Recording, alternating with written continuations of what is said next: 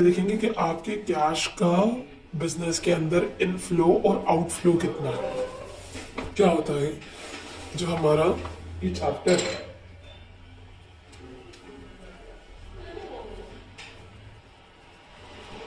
Cash flow statement,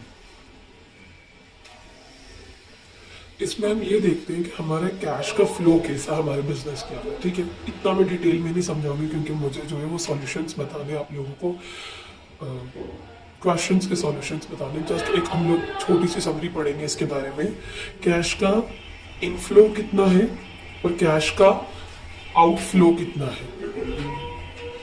inflow का मतलब business के अंदर पैसा आया कितना है, आउटफ्लो का मतलब बिजनेस से पैसा गया कितना है। अब इस कैश फ्लो को निकालने के आपके दो तरीके बताए हैं आपकी बुक के अंदर। First is direct method, second is indirect method. ठीक है, डायरेक्ट मेथड में बहुत इजी टाइप मेथड है, इसमें सिर्फ कैश की बात होगी, कैश रिसिप्ट की और कैश पेमेंट की। अभी पहले हम लोग इसका फॉर्मेट देख लेते हैं एक बार डायरेक्ट मेथड का, जो कि आपकी राठी की बुक के page number, just a minute,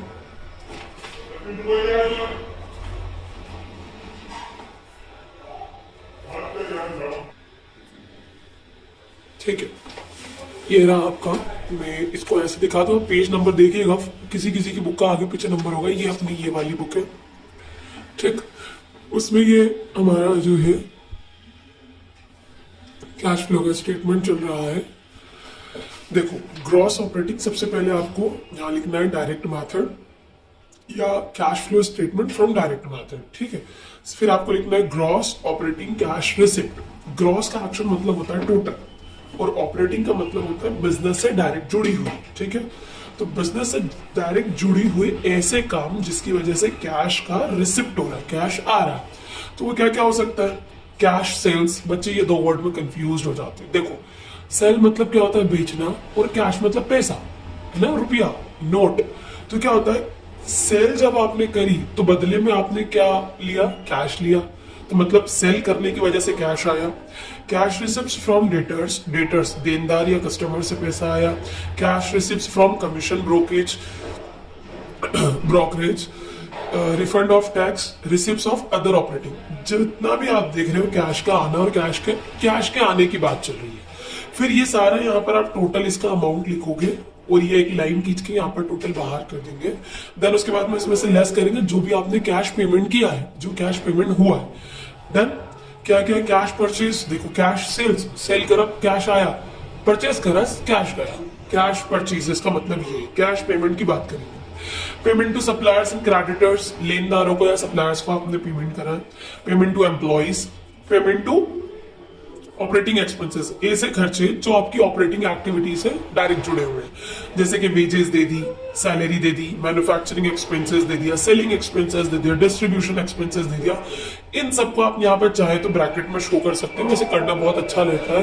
bracket में शो करके इनको टोटल यहाँ पर, इसमें से ये जो अमाउंट आपके पास कैश रिसिप्ट आया है, इसमें से इसको आप माइनस कर देंगे। देन फिर पेज टर्न करें आप। उसके बाद में जो आपका पैसा जनरेट होगा, अगर आपके पास इनकम टैक्स नहीं है, ठीक है, तो आप क्या करेंगे, उस पैसे को जो यहाँ पर नीचे जो अभी माइनस करने के बाद में पैसा जनरेट हुआ, इसी को अगर ये प्लस में आता है तो आप इसको cash inflow from operating activity लिख देंगे, माइनस में आया तो cash outflow from operating activity लिख देंगे। बट अगर आपको टैक्स दिया हुआ रहेगा तो इसे आप लिखेंगे cash generated from operating activity. ये कैश जनरेट हुआ है ऑपरेटिंग एक्टिविटी से। देन इसमें से इनकम टैक्स आप माइनस करेंगे। इनकम टैक्स का मसला ये, इनकम टैक्स उस इनकम के ऊपर लगाएंगे जो क्वेश्चन के अंदर दी जाएगी। डन, क्वेश्चन के अंदर लिख के देंगे टैक्सेबल इनकम, और एल्स अगर नहीं दी जाती तो फिर हम लोग हमारे ये वाले अमाउंट के ऊपर लगाएंगे। फिर इनकम टैक्स लेस करने के बाद में, क्योंकि इनकम टैक्स हम लोग माइनस करेंगे, तो ब्रैकेट में शो करना कैश फ्लो बिफोर। बिफोर का मतलब क्या होता है, पहले। कैश का फ्लो किसके पहले, एक्स्ट्रा ऑर्डिनरी आइटम।